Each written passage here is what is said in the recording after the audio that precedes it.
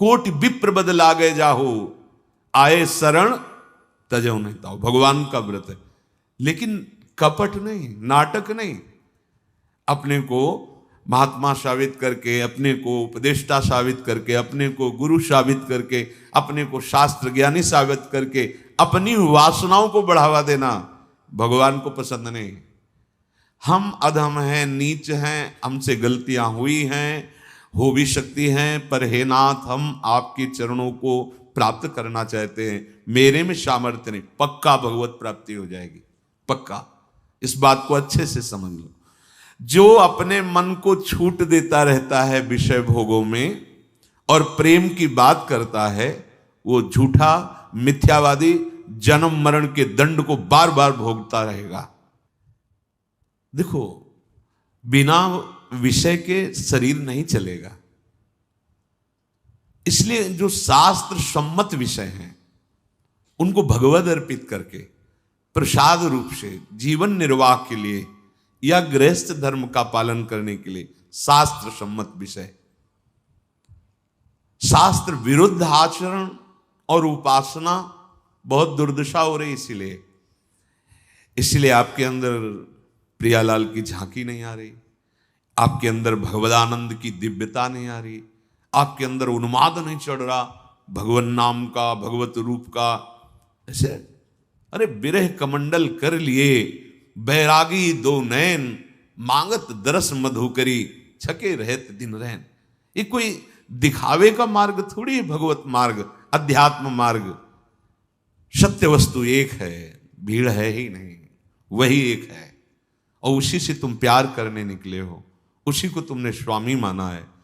तुम्हारा हृदय किस भाव में विचर रहा है? भोग वासना जब तक हृदय में है तब तक साधारण भक्ति नहीं प्रभु। योग ज्ञान और प्रेम ये तो बहुत ऊंची बातें हैं। आज केवल शब्दों के जाल को योग्यता समझा जाता है। जितना लच्छेदार शब्द बोल सके, जितना, उसी योग्यता समझा जाए। वो योग्यता नहीं है। शास्त्र की योग्यता है विकारों पर विजय प्राप्त करना। काम क्रोध मद मान न मोहा, लोभ न क्षोभ राग नहीं द्रोहा, जिनके कपट दम्भ नहीं माया, तिनके हृदय बसो रघुराया। ये हमारे हृदय के विकार नष्ट करने के लिए अमृतमय वचन है शास्त्र के। आज हम इनका प्रयोग करके अपने विकारों की पोषण की व्यवस्था बढ़ाते चले जा रहे हैं। सावधान होने की जरूरत है। हर उपासक को अंदर की बात देखनी। भोग वासना सब तजय, तजय मान सम्मान, प्रेम पंथ पर जो चले तो सीधे साहे हृदय पर बाण। इतना बहादुर होना है।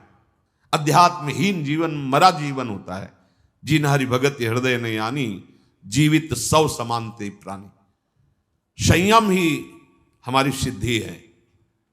जितना हम बाह्य भोगों का त्याग करके आंतरिक प्रभु के चिंतन में, उतना ही हमें परम लाभ मिलेगा।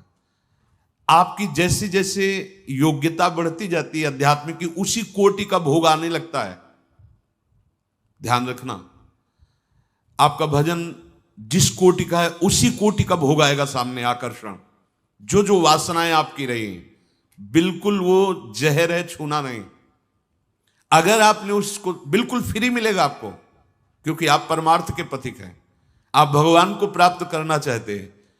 जैसे शास्त्रों में आता है कि अमुक अप्सराएं, उनका उस कोटि का तप, उस कोटि का भजन, तो उस कोटि का आकर्षण, जो जिस कोटि का भजनानंदी होता है उस कोटि का आकर्षण आता है। पर जो अखिल लोक सौंदर्य माधुर्य प्रभु के चरणों का दासत्व ले, उन्हें कोई भोग गिरा नहीं सकता। हमारा जीवन जो प्रभु के लिए निश्चित किया गया है, आप ऐसे छोटे मोटे भाग्यशाली आप नहीं हैं। इस प्रचंड माया की धूल भरी आंधी से आपको बचा करके भजन मार्ग में लगाए। अब धोखा मत कीजिए, अपने साथ धोखा मत कीजिए। अब ये भोग वासना कैसे छूटे? जैसे सब तजय, भोग वासना सब तजय। जगते भयो फिरे वैरागी, वृंदावन रस में अनुरागी। कहीं से भी, किसी भी शास्त्र से। अब हमको चार बातें बड़े बड़े महापुरुषों के अनुभव से वो कल चिंतन करते हुए प्राय होती है। आपकी भोग वासना तभी नष्ट होगी। पहला सूत्र भगवान ने स्वयं आज्ञा करी है, तस्मात् सर्वेषु कालेषु माम नुस्मर। इतना लेकर के एक शब्द को पकड़ो। भगवान ये आदेश कर रहे हैं कि कोई भी विकार तुम पर विजय नहीं प्राप्त कर पाएगा। आएगा नहीं ऐसा नहीं कह रहे, आक्रमण करेगा ऐसा भी नहीं कह, आक्रमण करेगा पर विजय नहीं प्राप्त कर सकता। कब? जब भगवद स्मरण चल रहा है आपका। पहला सूत्र, हम निर्वासनिक हृदय वाले कैसे बने, हम प्रियालाल के प्रेम में कैसे डूबे, हम राधा किशोरी के चरणों की सेवा का अधिकार कैसे प्राप्त करें। तो बोले निर्वासनिक हृदय चाहिए। कैसे निर्वासनिक हृदय? तो तस्मात् सर्वेषु कालेषु, इसलिए सब समय मामनुस्मर। प्रभु कह रहे हैं मेरा स्मरण करो। ये साधु के जीवन की जीवनी शक्ति होती है। मामनुस्मर, भगवद स्मरण। हमारा प्रत्येक क्षण प्रभु के स्मरण में बीते। भगवान कैसे हैं, भगवान कितने हैं, क्या है स्वरूप उनका, ये संसार सत है असत है, क्या है, छोड़ो सब प्रश्न। ये सब तुम्हें आगे आगे अनुभव में आ जाएगा। आवश्यकता इस समय है तुम्हें भगवत स्मरण करने की। मन जैसे ही प्रभु के स्मरण में जुड़ेगा, भगवान निर्गुण है, सगुण है, साकार है, निराकार है, विशेष है, निर्विशेष है, जो भी वो जैसे पूरे के पूरे आपके अनुभव में आ जाएंगे। और वो बातचीत से अनुभव में आने वाले हैं नहीं, वो स्मरण से, भजन से आते हैं। तुम्हें अब कोई प्रश्न अंदर नहीं रखना, एक बात रखनी है, भगवान आदेश कर रहे हैं सर्व कालेषु माम नुस्मर। हर समय तुम मेरा स्मरण संभालो। जीवन में आज तक किसी के आध्यात्मिक उन्नति हुई है तो इस बात के पकड़ने से हुई है, जिसका निश्चित फल है संपूर्ण भगवान का अनुभव हो जाना। संपूर्ण, निराकार, साकार, निर्गुण, सगुण, क्या जो जो भी तुम्हारे अंदर जानकारी की आवश्यकताएं हैं, सब अपने आप अनुभव में आ जाएंगी।